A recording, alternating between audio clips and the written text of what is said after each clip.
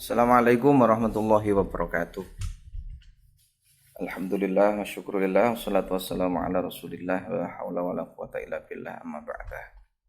Para mahasiswa yang berbahagia, Alhamdulillah hari ini kita bisa berjumpa kembali dalam perkuliahan studi Al-Quran Hadis.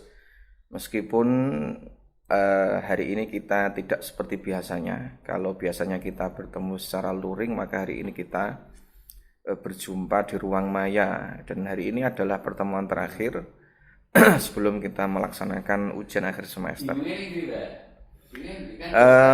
Materi kita hari ini adalah tentang living Quran dan living hadis. Jadi kembali kepada kaidah awal bahwa Quran dan hadis ini adalah sumber hukum dalam Islam, sumber hukum utama dalam Islam yang merupakan pedoman bagi umat Islam untuk menjalani hidup sehari-hari.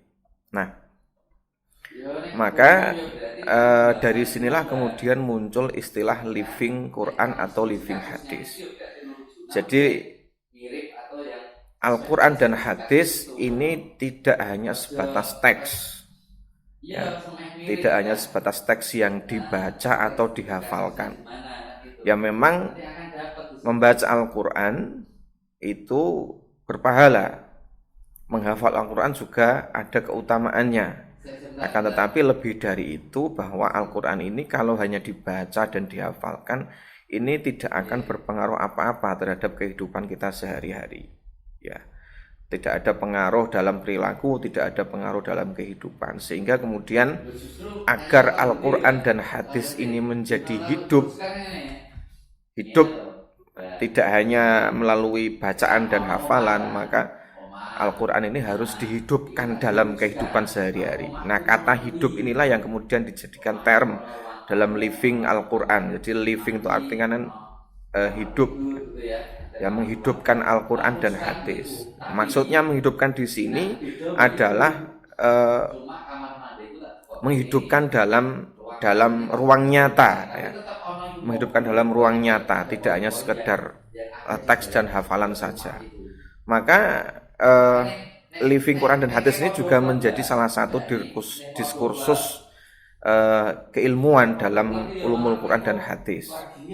Maka para peneliti kontemporer, ya, para peneliti Quran dan hadis kontemporer ini tidak hanya fokus pada penelitian teks. Jadi kalau selama ini penelitian Al-Quran dan hadis itu berkisar antara makna Al-Quran, kemudian secara ilmiah, secara tata bahasa Arab, maka dengan adanya diskursus living Quran dan hadis ini, penelitian tentang Al-Quran dan hadis juga bergeser pada perilaku masyarakat dalam rangka menghidupkan Al-Quran.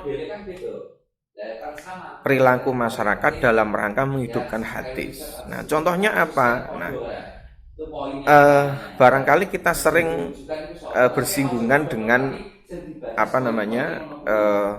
tradisi-tradisi di masyarakat yang menggunakan Al-Quran sebagai obat. Ya, sebagaimana disampaikan dalam Al-Quran bahwa Quran itu juga berfungsi sebagai syifa, ya, atau obat.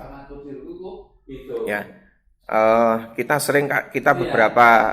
beberapa kali menerima ijazah, misalnya ijazah dari guru atau dari ustadz untuk mengamalkan ayat-ayat tertentu, untuk menjadi solusi dalam kehidupan kita. Misalnya, ya, ketika seseorang terkena sihir, itu kemudian dianjurkan untuk membaca Al-Mu'awwidzatain. Sebelum tidur diminta untuk membaca Qul huwallah dan Al-Mu'awwidzatain. Nah, kemudian ada ijazah, misalnya kalau ingin punya anak soleh, ingin keluarga bahagia, membaca Rabbana hab lana min azwajina wa dzurriyyatina qurrata a'yun ila akhirih 3 kali setiap habis sholat. Ini salah satu bentuk living Quran, ya, dalam bentuk tradisi lisan, ya. Quran dijadikan sebagai syifa atau obat dan solusi dalam memecahkan problem-problem kehidupan sehari-hari. Atau misalnya Quran ini dijadikan sebagai sebuah tradisi, ya. beberapa ayat Al-Quran, ajaran Al-Quran menjadi sebuah tradisi yang hidup di tengah-tengah masyarakat. Ya contohnya apa? Contohnya misalnya tradisi mapak Lailatul Qadar. Tradisi mapak Lailatul Qadar ketika tanggal 20 Ramadan ke atas, ya, kita umat Islam di Indonesia punya tradisi mapak Lailatul Qadar, misalnya dengan sholat tasbih, dengan memperbanyak baca Al-Quran, dengan sholat malam dan lain sebagainya. Ini karena umat Islam mempraktikkan atau menghidupkan tradisi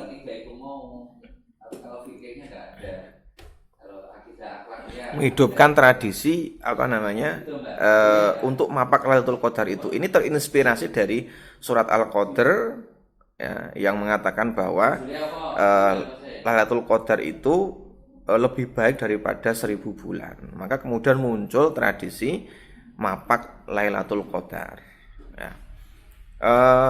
Atau misalnya dalam bentuk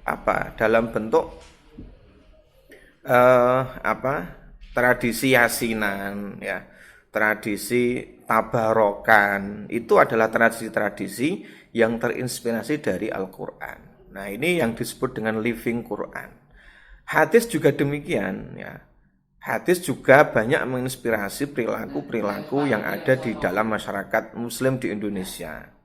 Ya misalnya ziarah kubur.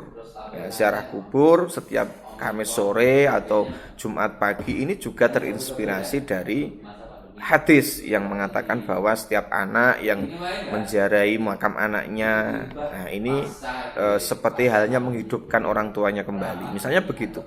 Ini adalah living hadis. Jadi living hadis ini menjadi kajian yang lebih utama daripada hanya sekedar mengkaji teks atau menghafalkan teks.